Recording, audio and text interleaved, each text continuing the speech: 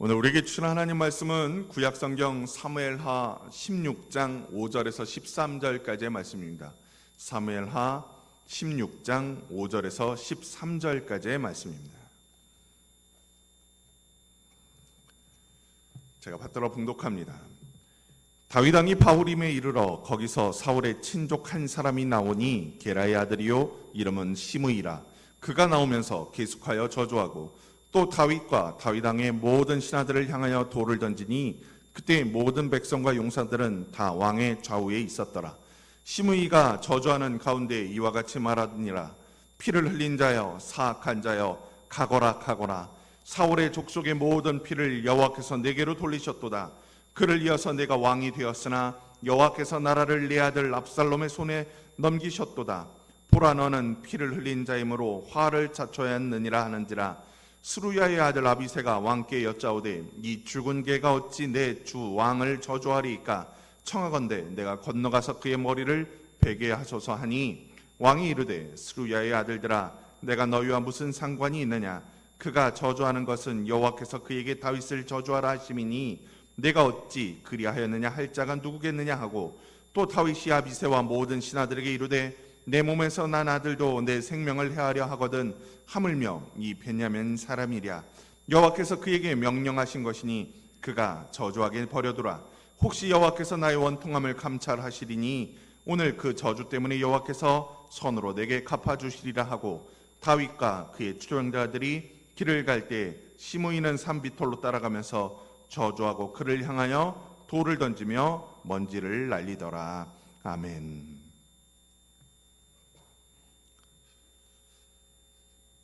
오늘 예배 때 함께 찬양했던 선한 능력으로 난 찬양은 독일의 대표적인 신학자 중 한 사람이고 2차 세계대전 당시 히틀러 암살단의 일원으로 참가했다가 종전직전에 처형되었던 보네포 목사의 시를 가사로 삼은 독일 찬송가입니다. 자신의 죽음을 직감했던 이 보네포 목사가 자신의 연인과 자신의 어머니에게 이 시를 보냈습니다. 그래서 그런지 몰라도 이 찬송을 가만히 묵상하다 보면 음미하면 음미할수록 때로는 비장함이 넘치기도 하고 그러면서 동시에 새로운 날에 대한 하나님이 이루실 새로운 날에 대한 소망을 느낄 수 있는 찬송이 또 이 찬송이기도 합니다. 살아있는 독일 지성의 상징과 같은 보네포의 이 시는 독일 기독교인들에게 가장 사랑받는 찬송이고 시이기도 합니다. 사실 독일 기독교는 2차 세계대전 주범인 히틀러의 원죄에 무관할 수 없는 존재들인 것도 사실입니다.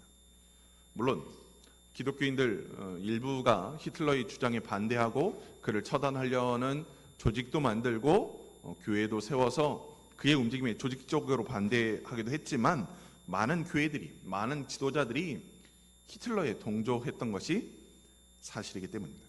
혹은 침묵했죠.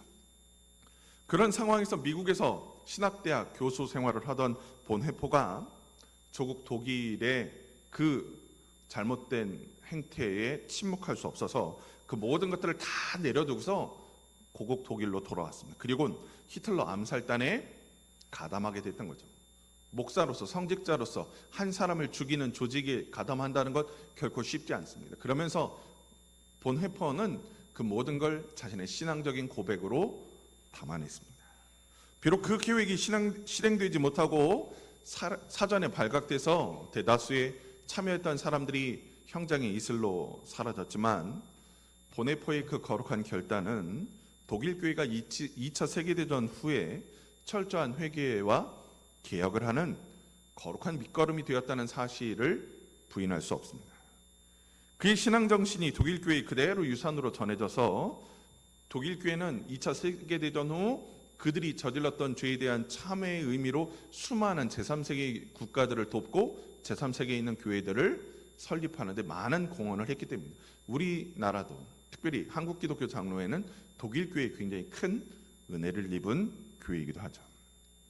오늘 특별히 이 본헤퍼의 선한 능력으로라는 찬양을 가지고 나눈 건 이 찬양이 선한 힘으로 복음으로 세상을 바꾸자 하는 정신을 담고 있는 찬양이기 때문입니다. 그 힘으로, 선한 힘으로 표현된 복음으로 세상을 바꾸고 그 선한 힘으로 조국 독일과 교회가 걷고 있는 잘못된 걸음의 방향을 바꾸자는 이 본회포의 고백이 오늘 이 시대를 살아가는 우리에게도 똑같은 도전이 되고 똑같은 고백이 될 수 있기 때문입니다. 코로나19로 많은 이들이 어려움을 호소하고 시련 가운데 있는 우리 한국교회가 선한 능력으로 세상을 바꾸고 선한 영향력으로 하나님의 영광을 드러내어 고통받고 신음하는 수많은 생명들에게 빛의 복음을 전하고 선한 복음을 전하는 거룩한 증인이 되고자 하는 그 마음을 담아 함께 듣고 함께 찬양했으면 좋겠다 하는 생각에서 오늘 말씀의 제목도 선한 능력으로 또 예배의 찬양도 선한 능력을 선택했던 겁니다. 우리 모든 성도들이 보네포 목사님의 그 귀한 신앙 정신 본받고 보네포 목사가 보였던 그 거룩한 결단 우리도 따라서 거룩한 정신으로 세상을 바꾸고 이 나라를 바꾸고 이 세계를 바꾸는 거룩한 믿음의 등불들 되길 우리 주 예수 그리스도 이름으로 간절히 축원합니다. 오늘 우리가 읽은 성경 말씀은 다윗 왕의 아들 압살롬의 반역으로 피난 가는 가운데 벌어진 사건을 기록하고 있습니다. 오늘 말씀에는 다윗이 그 부하들과 함께 피신하던 중 바오림이라는 곳에 이르렀을 때 베냐민 지파 사람 시므이에게 저주받은 사건을 묘사하고 있습니다. 시므이는 사울의 친족이었음을 성경은 보여줍니다. 곧 자신의 동족이었던 사울 왕이 좌천되고 또 죽고 그 다음 왕으로 등극한 다윗에 대한 원한을 품고 있었던 거죠. 원한.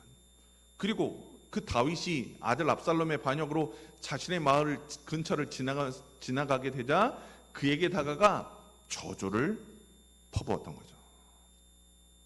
오늘의 이 사건이 우리에게 두 가지 측면에서 고민을 던져줍니다. 첫 번째는 시므이를 통한 도전입니다. 오늘 시므이는 다윗과 그 무리들을 저주하는 데 있어서 그냥 저주한 게 아니라 하나님의 이름을 빌어서 저주했음을 성경은 증가합니다. 사울과 그 일족을 죽인 죄를 하나님께서 압살롬을 통해 다윗을 심판했다. 시므이는 선포하고 있는 거죠.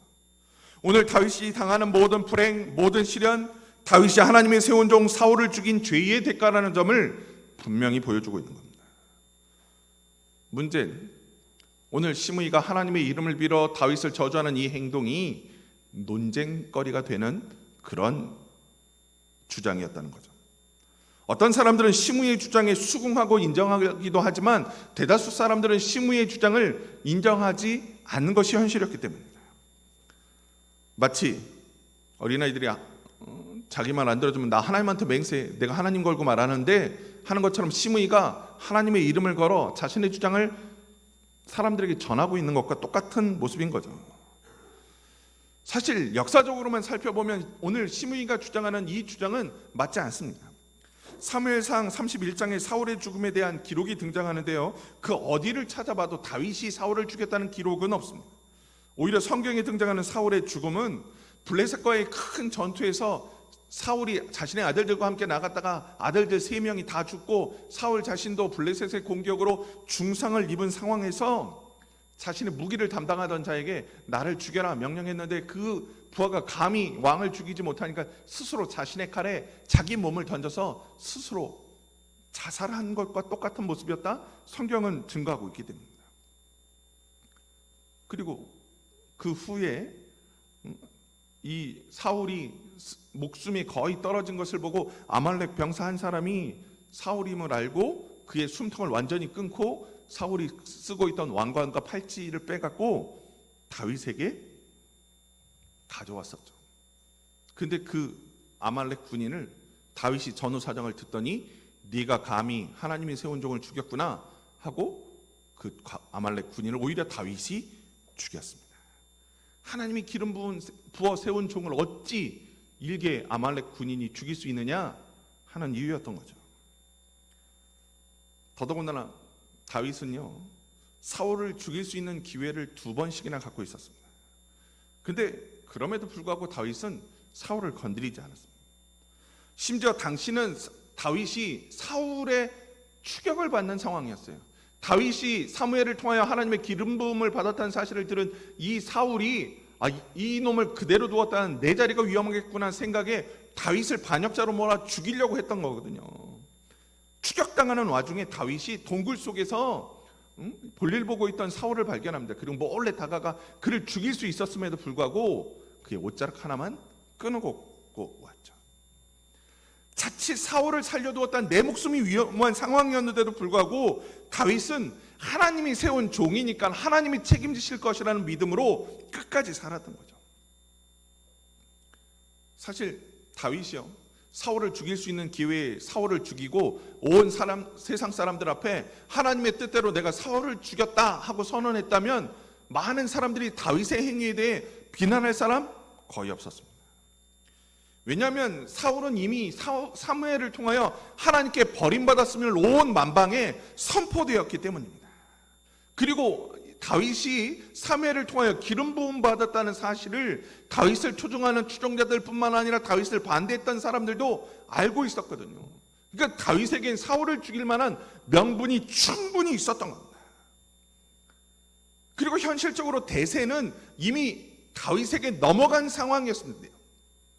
시간 문제였던 거죠. 사울이 언제 그 권좌에서 물러나느냐의 시간 문제이지 다윗이 왕이 되는 건 당연한 결과였다는 겁니다. 근데 문제는 다윗이 그처럼 자신에게 유리한 상황임에도 불구하고 자신의 사사로운 이익을 위해 하나님을 이용하지 않았다는 겁니다. 끝까지 하나님이 세우신 종에 대한 예우를 다했던 것이 다윗의 모습이었습니다. 그런 측면에서 보면 다윗은 사울을 일찌감치 죽이고 자신의 정당성을 충분히 입증하고 내세울 수 있는 상황이지만 그렇지 않은 거죠. 더더군다나 시므이가 오늘 다윗이 사울을 죽였다 하는 이 주장하고 다윗이 사울을 죽였다 비난하는 이 상황, 다윗으로서는 더더욱 억울할 수밖에 없었던 겁니다. 근데요, 다윗이 오늘 시므이가 자신의 무리를 쫓아오며 저주하고 비난하고 심지어 돌까지 던지는데 반응하지 않습니다. 오히려 담담히 받아들였다 성경은 증가합니다. 분명 억울하고 사실관계가 잘못된 것이 있음에도 불구하고 그는 침묵했습니다. 그리고 오늘 우리가 읽은 성경 말씀 10절에 다윗이 오늘 시므이의 저주를 어떻게 받아들이고 있는지가 성경에 그대로 드러납니다. 다윗 왕이 이르되 스루야의 아들들아 내가 너희와 무슨 상관이 있느냐? 그가 저주하는 것은 여호와께서 그에게 다윗을 저주하라 하심이니 내가 어찌 그리하였느냐 할 자가 누구겠느냐? 다윗의 부하들이 옆에서 시므이가 자신들을 비난하고 왕을 저주하는 모습을 보고 분노해서 내가 가서 죽이겠습니다 나서니 다윗이 그들을 만류하면서 내세운 논리가 하나님이 시키신 건데 감히 누가 막냐? 말했다는 겁니다. 하나님의 뜻이 거기에 있다면 나는 그저 받아들일 뿐이다. 다윗이 고백하고 있는 거죠. 하나님이 시키신 저주라면, 하나님의 종을 통하여 이루어진 저주라면 감내하겠다는 거죠. 사실 우리 주변에도요, 시므이와 같은 이들이 많음을 봅니다. 함부로 하나님을 끌어다 드리고 하나님의 뜻이라 주장하는 이들 우리 주변에 많습니다. 얼마 전 법정 구속당했다가 다시 풀려난 한 분 계시죠. 하나님 까불다 죽어 이런 이야기했던 그런 사람. 자신의 정치적 주장을 관철하는데 하나님을 이용하는 거죠. 그런 모습들을 볼 때마다 많은 기독교인들이 굉장히 답답해합니다. 왜 하나님은 저런 자를 방치하실까? 답답한 거죠. 그로 인해 교회 전체가 욕먹고 그로 인해 하나님의 영광이 가려지는 현실을 보면서 사람들이 답답해하는 겁니다. 근데 우리가 기억할 건 오늘 똑같은 상황에서 똑같은 행위를 하는 이 시므이라는 사람의 마지막입니다. 성경은 시므이가 후일 다윗 왕 앞에 와서 자신의 잘못을 고백하고 용서받았음을 기록하고 있습니다. 사무엘하 19장 16절에서 20절에 그 내용이 등장하죠. 그리고 열왕기상 2장 46절을 보면 그 시므이가 결국 하나님의 심판을 받아 죽었음을 증거합니다. 하나님의 이름을 이용한 자는요, 결국 하나님의 심판받게 돼 있음을 성경이 보여주는 겁니다. 우리 주변에 아직도 만연한 거짓 선지자와 집단들, 시므이와 똑같은 결말을 맞게 될 것이라는 점 우리는 기억해야 되는 거죠. 돌아와 하나님 앞에 완전한 회개를 하지 않으면 그들에게 주어질 미래는 결국 심판과 멸망뿐이기 때문입니다. 때문에 우리가 할 일은 거짓 선지자들, 거짓 지도자들의 행위에 사사건건 문제 삼고 그들에게 대응하기보다는 보다 큰 틀에서 하나님의 뜻을 드러내고 하나님의 영광을 드러내는데 더 적극적으로 움직여야 되는 겁니다. 거짓 선지자들의 소리에 하나님의 뜻이 묻히지 않도록 우리가 더 적극적으로 바른 모습을 보이고 더 적극적으로 하나님의 영광을 드러내는 온전한 모습으로 살아가야 된다는 겁니다. 잘못된 지도자들이 언론에만 주목받는 게 아니라 선한 지도자들이 언론에 주목받을 수 있도록 우리가 더 노력해야 되는 거죠. 그래서 하나님에 대해 오해하고 있는 수많은 사람들의 생각을 바꾸는데 우리들의 책임이 더 중요한 겁니다. 우리가 더 열심히 하면 그들의 그 모든 잘못된 행실 덮일 것이기 때문입니다. 잊혀질 것이기 때문입니다. 또 하나 오늘 말씀에서 우리가 주목할 건 다윗입니다. 다윗. 오늘 시므이의 저주를 받고 있는 다윗의 상황, 분명 힘들고 어려운 상황입니다. 처량하기 그지없습니다. 자신의 아들이 자신을 배반했어요. 반역을 했습니다. 거기에 더해 시골 촌노에 불과한 시므이가 나와 다윗 왕을 향하여 조롱과 비난, 저주까지 퍼붓고 있습니다. 얼마나 비참해요? 근데요, 우리가 꼭 기억해야 될 건 그렇다고 다윗이 아무런 힘이 없었냐, 핫바지 같은 존재였냐, 그렇지 않았다는 거예요. 오늘 성경에도 등장하지만 다윗에게 함께 따르는 무리가 굉장히 많았습니다. 근데 다윗이 따르던 무리들이 그냥 백성들이 아니라 군인들이었어요. 다윗과 함께 전장을 누비면서 숱한 전쟁을 치루었던 아주 백승을 했던 훌륭한 잘 훈련된 군인이었다는 거죠. 그러니까 다윗이 마음만 먹으면, 다윗이 결정만 하면 저 다윗 왕에게 저주를 퍼붓는 시므이쯤 문제되지 않았다는 거예요. 그리고 실제로 오늘 다윗의 부하였던 아비새가 자신의 주인인 다윗 왕을 모욕하는 시므이의 행동에 분노해서 왕에게 내가 가서 죽이게 허락하여 주옵소서 했더니 다윗이 오히려 만류했죠. 만류. 시므이의 주장이 억울하기도 하고 답답하기도 한 측면도 있지만 다윗은요, 그 모든 걸 자신을 향한 하나님의 비판으로 생각해야 됩니다. 내가 지은 죄에 대해 하나님이 이렇게 징계하시는구나. 하나님, 내가 먼저 하나님 앞에 죄를 지었습니다.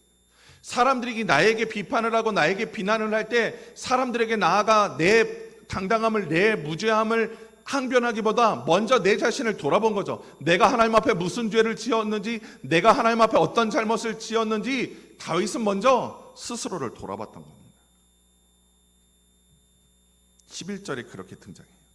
또 다윗이 아비새와 모든 신하들에게 이르되 내 몸에서 난 아들도 내 생명을 해하려 하거든 하물며 이 베냐민 사람이랴. 여호와께서 그에게 명령하신 것이니 그가 저주하게 버려두라. 하나님의 소리로 들은 거죠. 하나님의 소리. 자신의 처한 상황이 정말 처량하고 정말 힘든 상황이지만 모든 것을 하나님의 심판으로 받아들이니 기꺼이 감내했던 겁니다. 그리고 하나님의 기름 부음 받은 종으로서의 무게감을 다시 한번 느끼고 있는 거죠. 자신이 과거에 자신의 부하 우리아를 죽이고 그의 아내 바세바를 취했던 그 잘못된 행동 철저히 회개하는 겁니다. 그리고 이런 다윗의 회개는요, 12절 말씀을 통해 더 분명히 등장합니다. 혹시 여호와께서 나의 원통함을 감찰하시니 오늘 그 저주 때문에 여호와께서 선으로 내게 갚아 주시리라. 지금 자신에게 주어진 이 상황이 조금은 원통하다는 것 간접적으로 드러내는 거죠. 근데 중요한 건 그 원통함도 하나님 앞에 맡겼음을 오늘 성경을 통해 다윗은 우리에게 보여줍니다. 하나님께 다 맡기고 자신이 할 일은 회개요 참회밖에 없다는 겁니다. 이는 다윗이 왜 역사상 가장 위대한 왕으로, 역사상 하나님의 가장 사랑을 받은 왕으로 평가받고 있는지를 단적으로 보여주는 대목입니다. 하나님 앞에 다윗은 철저히 작은 자요 어린 양에 불과한 모습으로 살아갔기 때문입니다. 오늘 말씀이 우리에게 무엇보다도 중요한 건 우리를 둘러싼 환경이, 한국 교회를 둘러싼 상황이 오늘 다윗의 상황과 비슷하기 때문입니다. 시므야와 같은 거짓 선지자, 하나님의 뜻을 왜곡하는 거짓 지도자들이 우리 주변에 난무합니다. 사실관계를 왜곡하고 철저히 자신의 정치적 입장과 정치적 이익에 따라 하나님을 이용하는 자들 넘쳐나죠.